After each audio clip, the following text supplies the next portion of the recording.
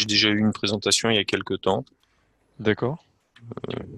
Ça peut compter en années. D'accord, c'était David Loeb ou peut-être Salim, vous vous rappelez de la Alors là, personne qui après, l'avait je fait? plus du tout. Je saurais pas D'accord, vous dire. d'accord. D'accord. Euh, Avant, alors moi, je vais vous expliquer un petit peu le déroulé de la présentation. Je vais être très rapide sur la présentation PowerPoint où je vais rappeler un peu l'historique et les références clients de Varoni sur le Mhm, secteur public. Et derrière, je vais attaquer directement sur la démo pour vous montrer les principales fonctionnalités de l'outil. d'accord. Et avant de commencer, j'ai deux, trois questions de qualification qui vont me permettre d'orienter ma présentation. Déjà, pour commencer, sur votre environnement, vous êtes majoritairement Windows ou Linux en infra? En infra, on est à 50. euh, ouais, un peu compliqué. On commence à avoir de plus en plus de Linux. D'accord. Mais ça dépend quelle partie, on va dire. Sur la partie serveur de fichiers, tout ça, à ce jour, on est plutôt Windows. Après, on a des Linux qui apparaissent pour des applications, des choses comme ça. D'accord, d'accord, très bien. Et concernant la partie collaborative, vous êtes sur de l'Exchange, de l'Office 365? Non, Zimbra et Alfresco. D'accord. D'accord, d'accord. Alfresco pour la partie GED. Oui. Et concernant votre environnement Active Directory, vous avez combien d'utilisateurs actifs? 800. 800, d'accord. D'accord, d'accord, bah c'est parfait. C'est parfait pour moi. Je vais pouvoir démarrer la présentation et je vais vous partager mon écran. D'accord. Est-ce que vous voyez mon écran? Oui, tout à fait. Parfait. Alors, pour démarrer, bah, Varonis, comme vous nous connaissez, on est une société américaine éditeur de logiciels spécialisée sur la gouvernance de données non structurées et sur des scénarios de cybersécurité. On a à l'heure actuelle plus de 6000 clients dans le monde. En France, on est à plus de 1000 clients, hein, donc plus de 250 sur le secteur public. Donc, on va travailler avec des agglomérations, des régions, des conseils départementaux, des SDI d'un point de vue pompier, des CH pour la partie hospitalière, et on travaille aussi avec certains ministères. Donc on est relativement bien implanté. En France, notre siège se trouve à côté de Paris, à La Défense.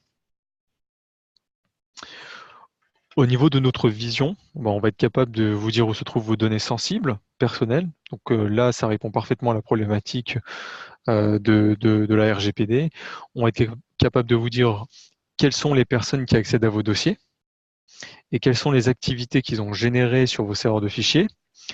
Et au niveau de la traçabilité, on va dire, des données et de ce qu'on traque, côté Varonis, ça va être uniquement sur des environnements serveurs de fichiers ou des environnements de messagerie. Alors sur la messagerie, ça sera uniquement sur l'Office 365 ou de l'Exchange. On ne va pas donner de vue sur Zimbra. Et sur la partie GED, ça sera uniquement sur du SharePoint. On ne donnera pas encore de vue sur Alfresco. Mais D'accord. on donne également une vue sur des environnements Unix ou Linux et Windows. On a également un outil d'alerting pour prévenir des cybermenaces de type ransomware CryptoLocker, par exemple. Et enfin, on a un module qui permet d'automatiser certaines tâches manuelles, donc qui va générer des règles pour régler, par exemple, automatiquement les problèmes d'accès sur les dossiers ou les problèmes d'héritage. Donc là, comme je l'ai dit précédemment, bah, c'est l'ensemble des environnements qu'on couvre.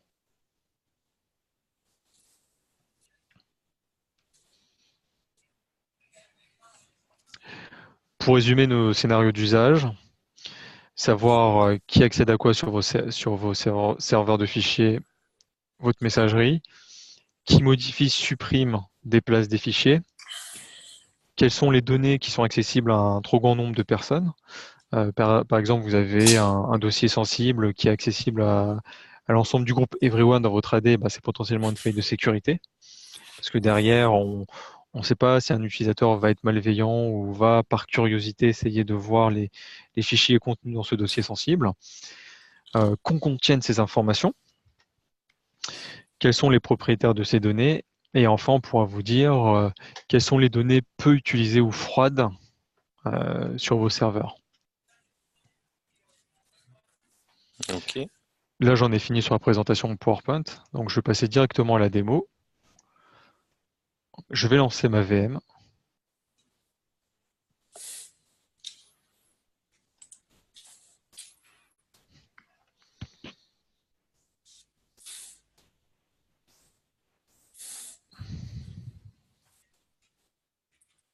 Vous aviez une présentation dans le passé de la démo en tant que telle de Varonis ou pas? Ou c'était juste une présentation PowerPoint, si vous en Je rappelez? crois, de mémoire, j'avais vu rapidement un petit peu ouais, les fonctionnalités derrière. D'accord.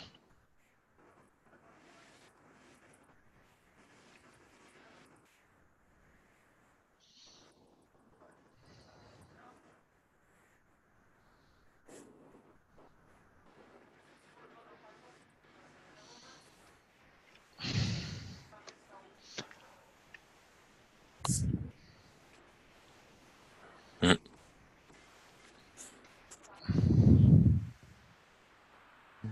Est-ce que vous avez déjà subi des attaques du type ransomware ou CryptoLocker au sein de votre agglomération?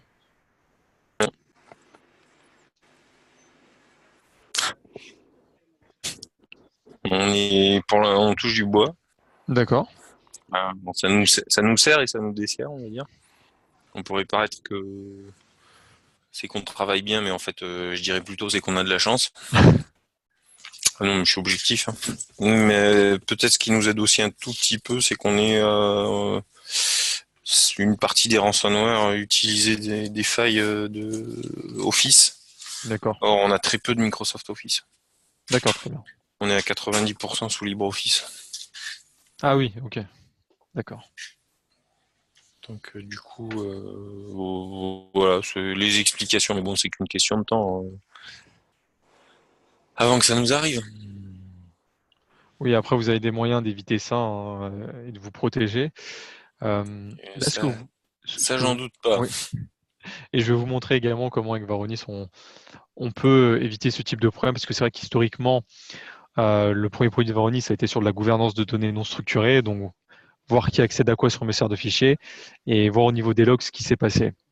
Et depuis 1 an et demi, 2 ans, c'est vraiment diversifié sur des solutions de pure sécurité, sur de l'analyse comportementale utilisateur, en fonction de l'analyse de l'activité sur les serveurs de fichiers et de la messagerie, se créer des systèmes d'alerting, bloquer les utilisateurs qui auraient des comportements malveillants, pouvoir voir s'il y a du cryptolocker, etc. sur ces environnements serveurs de fichiers.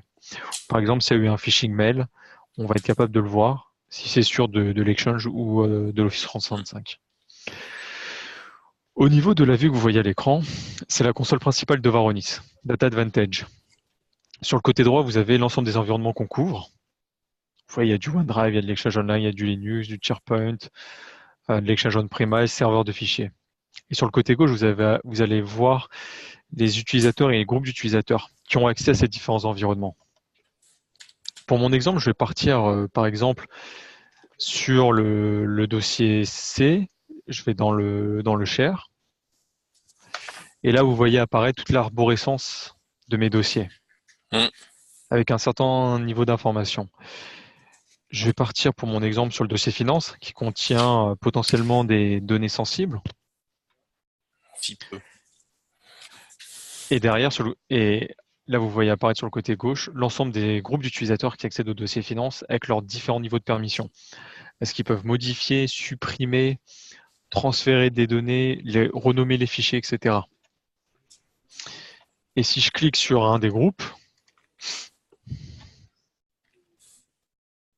je vois l'ensemble des utilisateurs du groupe. Donc là, c'est une première vue. En partant d'un Hmm. dossier, je vois les groupes d'utilisateurs et les utilisateurs qui ont accès à ce dossier. Et si je pars d'un utilisateur ou d'un groupe d'utilisateurs, je vais voir ses accès.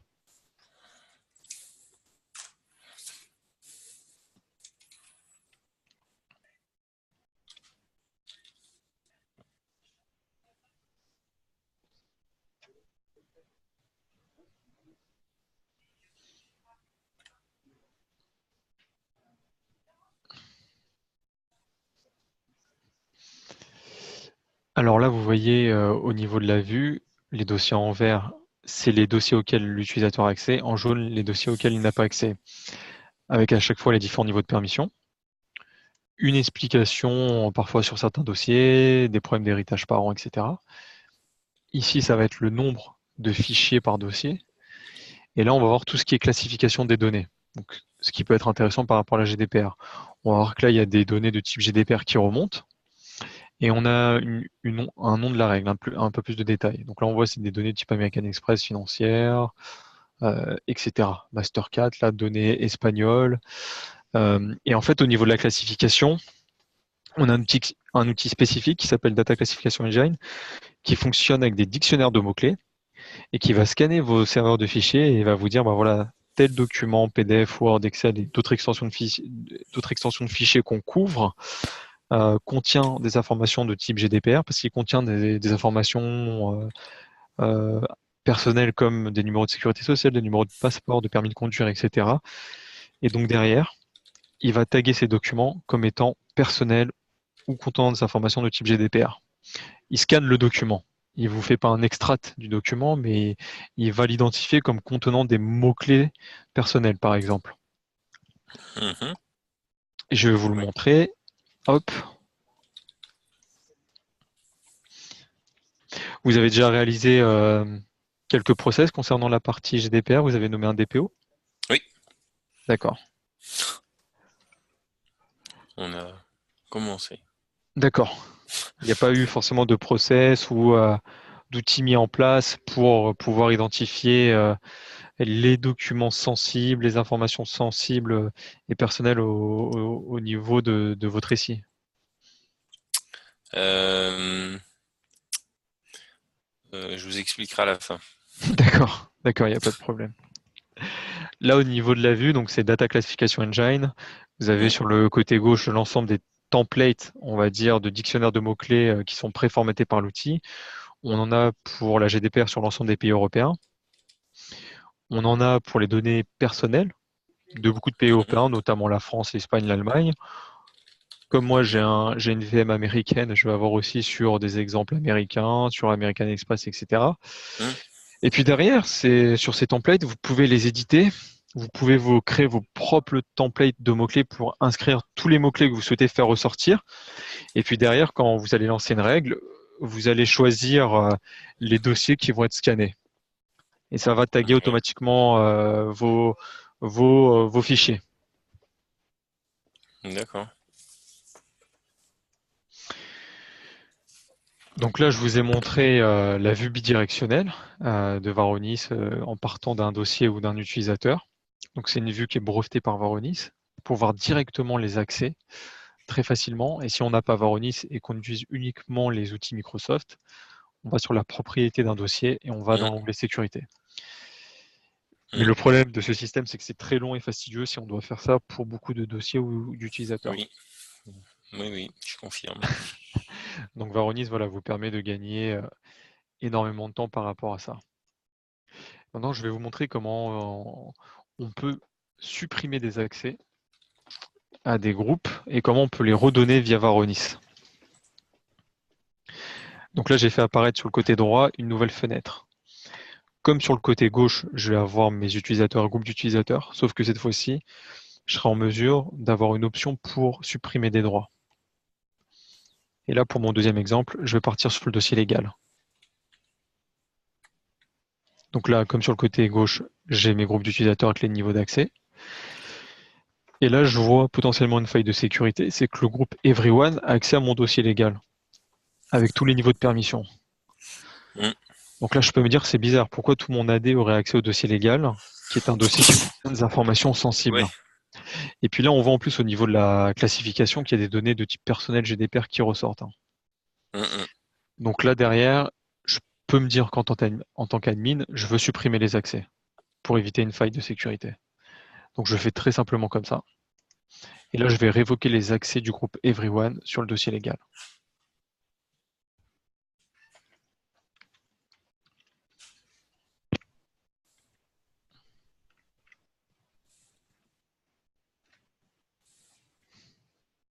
Donc là, une icône rouge vient d'apparaître qui m'indique que mon groupe Hero n'a plus accès au dossier légal. Vous voyez aussi une icône orange. L'icône orange vous indique que l'utilisateur ou le groupe d'utilisateurs est inactif sur un dossier. Vous pouvez paramétrer la période à partir duquel vous souhaitez voir apparaître cette icône. Est-ce que c'est une inactivité sur 1 mois, 6 mois, 1 an? Et après, ça peut être intéressant d'avoir cette information parce que derrière, vous pouvez dire si tel utilisateur est inactif sur l'ensemble de mon serveur de fichiers pendant 6 mois ou 1 an, soit il est en arrêt maladie longue durée, soit il est plus dans ma société.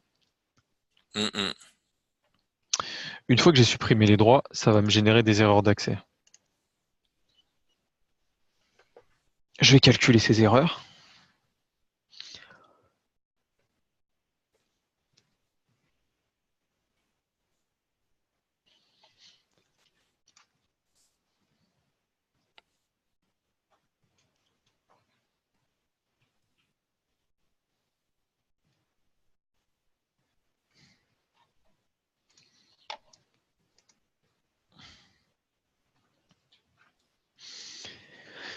Et là, je vois sur le côté gauche l'ensemble des utilisateurs du groupe Everyone qui accédaient réellement au dossier légal et les activités qui sont générées sur ce dossier.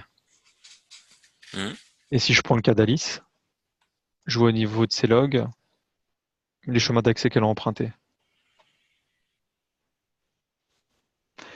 Là, maintenant que j'ai cette information-là, je peux vouloir faire le chemin inverse et me dire, j'ai supprimé des accès, mais ces 6 utilisateurs-là du groupe Everyone ont généré pas mal d'activités sur le dossier légal. Et ça peut vouloir dire que, de par leur fonction, ils ont un réel besoin d'accéder au dossier légal. Donc là, je peux avoir envie de redonner des accès. Et avec Varonish, je peux le faire de 2 façons. Une première façon manuelle en créant un nouveau groupe avec des permissions, en cliquant simplement un clic droit sur le dossier légal. Et là, sur cette vue-là, je peux choisir mes utilisateurs et groupes d'utilisateurs. Je nomme mon nouveau groupe. Je lance la moulinette et derrière, je vais avoir un nouveau groupe d'utilisateurs qui aura des accès sur le dossier légal. Ouais. C'est une première façon de faire. Et autre façon de faire avec une règle, avec un autre module qui s'appelle Automation Engine, en allant sur la fonctionnalité de remédiation au niveau des accès.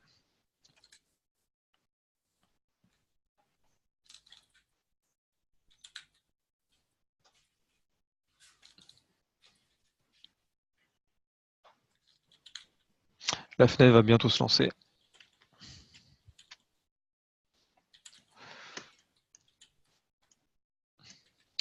Là, je vais indiquer le nom de la règle et le chemin d'accès.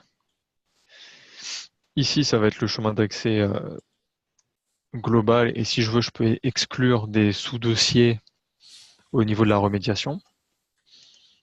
Et ici, je vais entrer mon identifiant et mot de passe admin et je vais générer la règle. Elle sera active pendant 1 an, moins ou plus, en fonction de ce que je désire. Et une fois qu'elle sera active, elle redonnera automatiquement les accès à ces utilisateurs-là sur le dossier légal.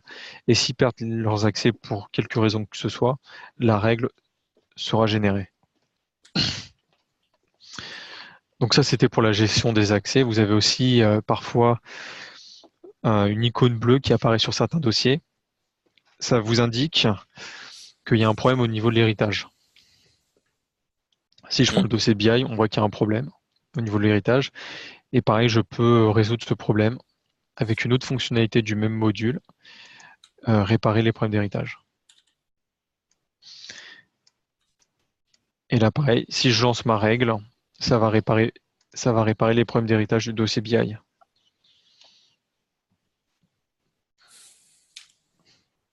Donc là, je vous ai montré les premières fonctionnalités de base de l'outil Varonis. Maintenant, on va rentrer sur des sujets, on va dire, purement sécu. Et je vais m'intéresser aux logs générés par mes utilisateurs sur mes différents environnements.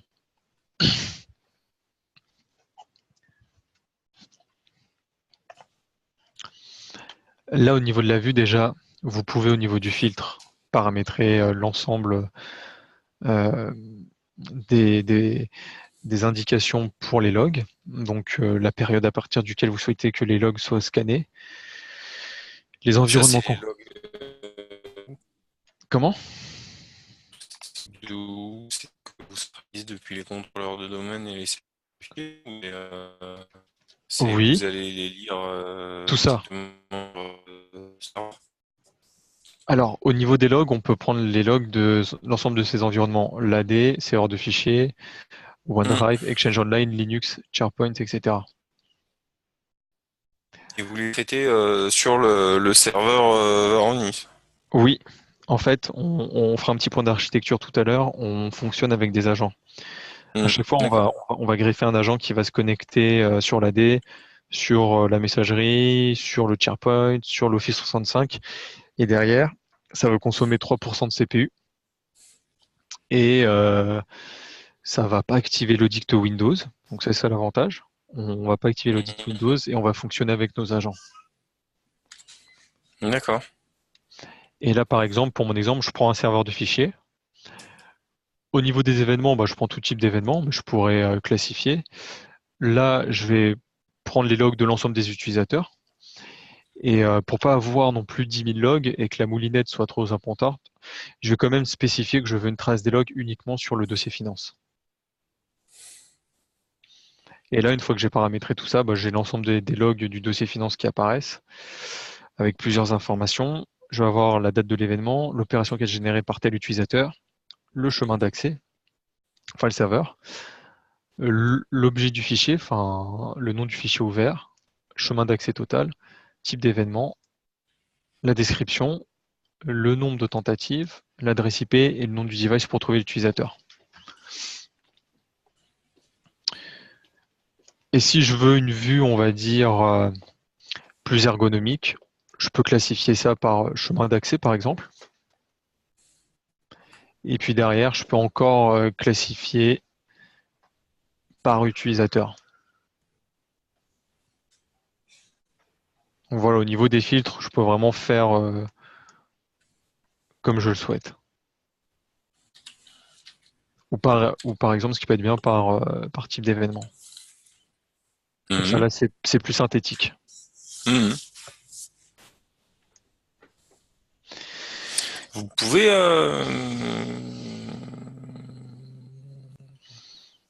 récupérer puisque vous pouvez attaquer l'Active Directory, est-ce que vous pouvez enregistrer qui se connecte sur quel poste et faire un historique? Hmm, qui se connecte à un poste de travail? Oui, Non, je ne pense pas, parce que nous, on va être uniquement sur, d'accord. on va donner uniquement sur une vue sur les serveurs de fichiers, la Mhm. messagerie Microsoft, et bon, après tous les outils de collaboration Microsoft. Mais on va pas donner une vue sur les postes de travail, Ok. sur les connexions, en tout cas sur les postes. Mhm. Si je clique par exemple sur un log, j'ai une vue plus ergonomique, hein, donc synthétique du log d'un utilisateur. Derrière, une fois que j'ai tout ce niveau d'information, moi, je vais parfois avoir des comportements malveillants ou bizarres. Si je prends par exemple le cas de ce log, je vois que l'utilisateur essaie à 94 reprises d'effacer un fichier du dossier finance avec un accès refusé. Typiquement, là, ça peut vouloir dire deux choses. Soit c'est un utilisateur malveillant qui veut vous causer du tort, soit c'est un piratage. Et c'est un hacker qui essaye de s'introduire chez vous. Mhm. Et Ouais. là, maintenant, je veux vouloir me créer des alertes par rapport à ce type de problème.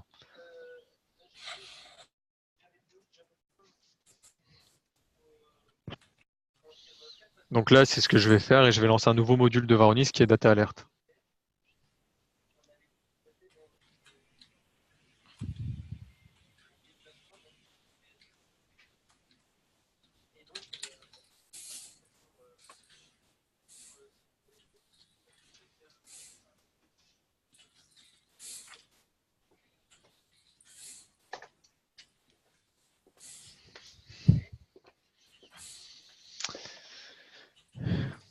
Alors là, au niveau de la règle, vous allez pouvoir la nommer comme vous le souhaitez, choisir le niveau de degré de sévérité.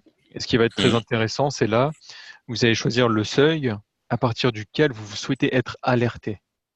Est-ce que c'est au bout de 10, 20, 30, 40 tentatives, toutes les 10 minutes, 30 minutes, etc. et derrière, vous allez avoir une alerte par rapport à ce type de comportement.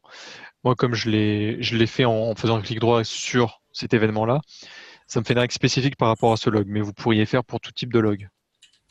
D'accord. Là, vous spécifiez les utilisateurs concernés, le dossier concerné ou le serveur concerné, le type d'événement concerné par l'alerte et la périodicité. L'alerte sera active de maintenant jusque dans combien de temps.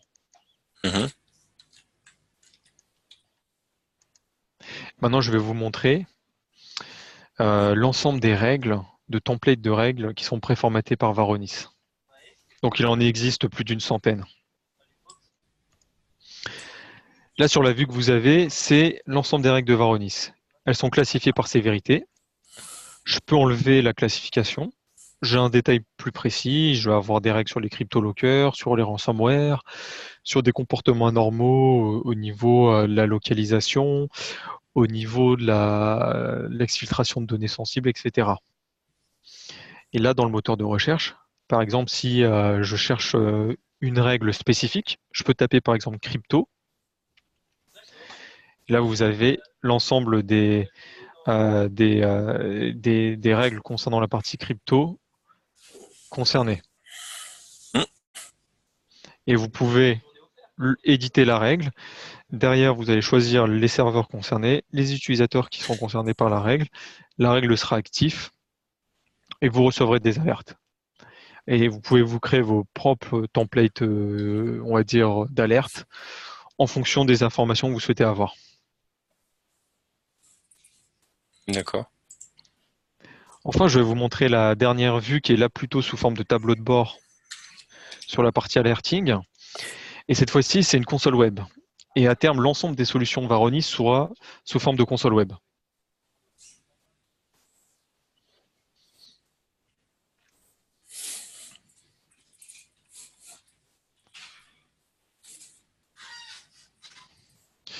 Donc là, ce que vous voyez déjà au niveau de la vue, c'est en haut les différentes activités, enfin alertes générées par vos utilisateurs à travers le temps. Là, c'est sur les 7 derniers jours, mais on peut aller beaucoup plus loin, les 14 derniers jours, la dernière année, etc. Vous avez un code de couleur au niveau du degré de sévérité de l'alerte. Ici, ça va être les alertes qui remontent par utilisateur. Là, on va voir la géolocalisation de l'alerte. Donc là, on va voir ça grâce à la partie proxy et VPN. D'accord. Là, ce serait les alertes par environnement, par type, par device et par type d'alerte. Donc là, on voit par exemple qu'on a beaucoup d'alertes qui remontent par rapport à la localisation. Donc si par exemple vous avez un utilisateur qui se connecte, je ne sais pas, en Alaska, en Russie ou en Corée du Nord alors qu'il devrait se trouver à Alès, bah, ça peut être, ça peut être, Ouais.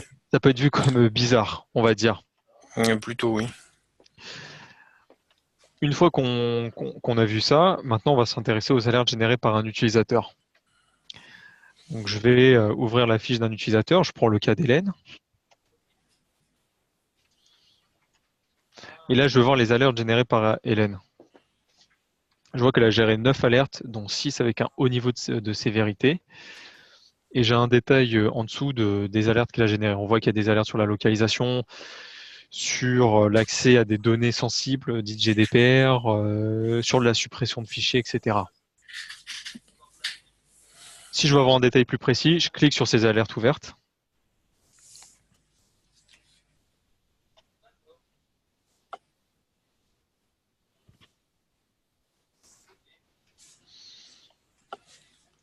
Et là, j'ai un détail plus précis. Là, je vais avoir par exemple le serveur de fichiers ou le domaine. On voit qu'il y a du Pulse Secure VPN. On a en fait un autre module qui est en version bêta avancée qui va sortir avant la fin de l'année, qui est Varonis Edge, qui va vous donner une vue sur ce qui se passe sur les VPN et proxys. Mhm. Si ça vous intéresse, je pourrais vous donner la liste des proxys concernés. Mais voilà, On n'est pas forcément très éclaté comme. d'accord. Voilà, on est plutôt centré autour d'Alès et Alès, c'est vrai que on est éclaté. Ok. Là, vous allez avoir aussi le type d'alerte, l'utilisateur, chemin d'accès, device et la date. Si je clique sur le numéro de l'alerte, j'ai une vue plus ergonomique et synthétique. Là, on voit la localisation. Donc, on voit il s'est connecté en Corée du Nord, j'ai l'adresse IP. Derrière, genre le nom de l'utilisateur, son device, la date avec le temps et le type d'alerte qu'il a généré.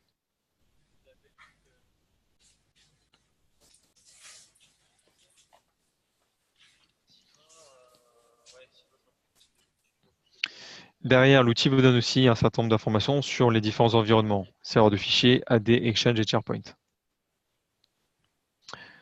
Si je prends le serveur de fichiers, il va scanner comme information le fait que vous avez par exemple 20% de dossiers avec des accès complètement ouverts qui représentent 20% sur 4700 dossiers au total.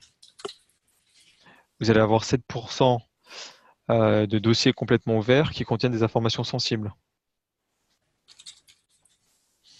Vous allez avoir 615 fichiers qui sont dits froids ou périmés. Plus de 4000 fichiers avec des données sensibles. Et enfin, vous allez avoir quasiment 3000 dossiers qui contiennent des informations sensibles. Enfin, 3000 dossiers qui contiennent 3000 dossiers qui contiennent des informations sensibles.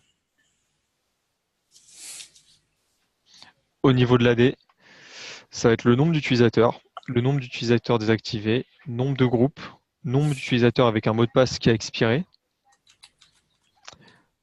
nombre de groupes vides et nombre d'utilisateurs avec une recommandation de désactiver les accès.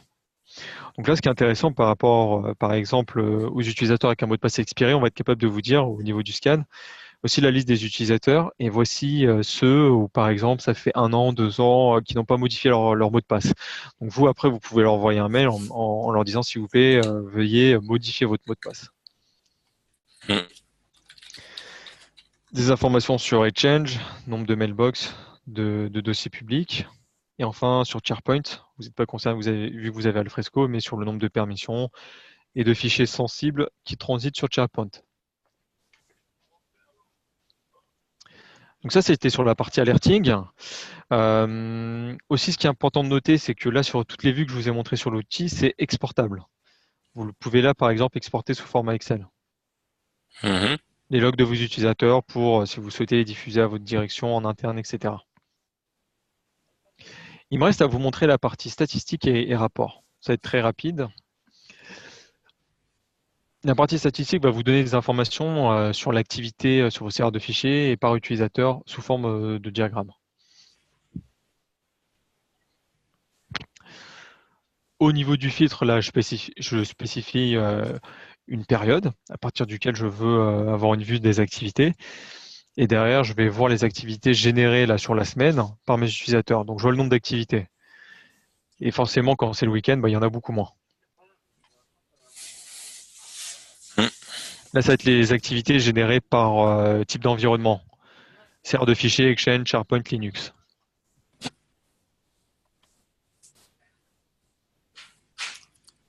Là, ça va être le nombre d'activités par utilisateur. Et on voit que c'est Anne qui génère le plus d'activités.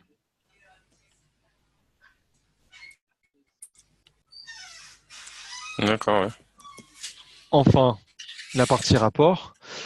Il existe chez Varonis 19 templates de rapports différents. Il y en a pour les logs utilisateurs, il y en a pour les ressources froides, il y en a pour les problèmes d'héritage, les problèmes d'ACL, etc., les alertes. Et moi, pour mon exemple, je vais m'intéresser au log utilisateur.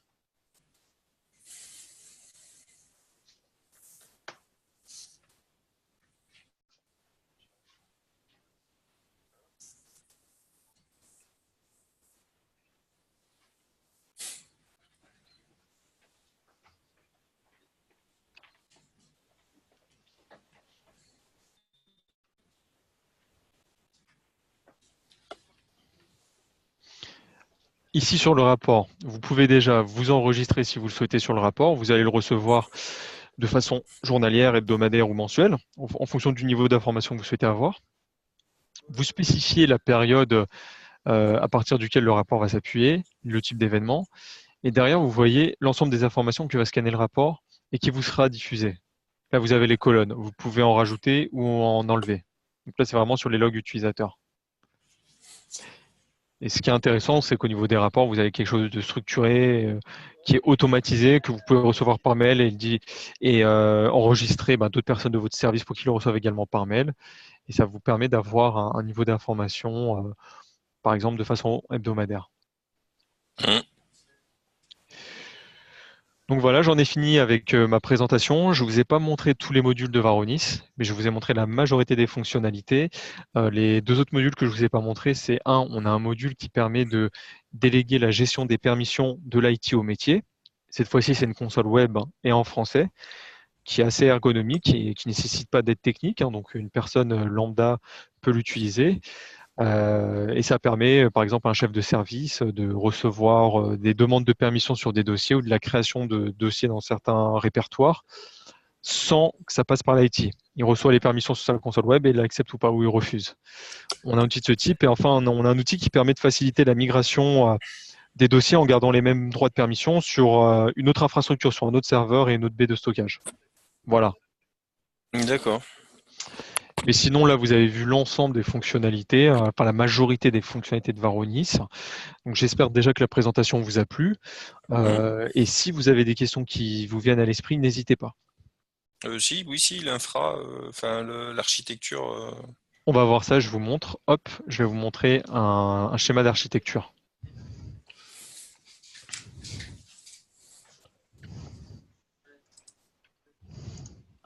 Voilà. Donc, c'est des agents. Ça demande une base SQL derrière. Hum. Et voilà un petit peu un schéma d'architecture Varonis. D'accord. Et par exemple, si derrière vous souhaitiez évaluer notre solution, faut savoir déjà c'est complètement gratuit. Au niveau du POC, l'installation, la mise en place, ça dure 2h30. C'est un collègue qui s'occupe de la mise en place. Il faut voir ça comme un petit audit de sécurité. Et derrière, il faut laisser l'outil tourner au moins 3 semaines, un mois. Et après, on vous fait une restitution. Et ça vous permet, je vais vous montrer un exemple de restitution à la suite d'un POC, un résumé. Quel type d'informations on peut avoir. Voilà, par exemple, cette slide-là.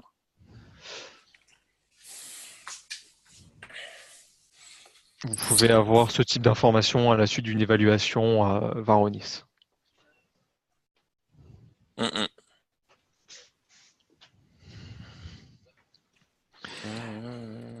14 000 utilisateurs désactivés.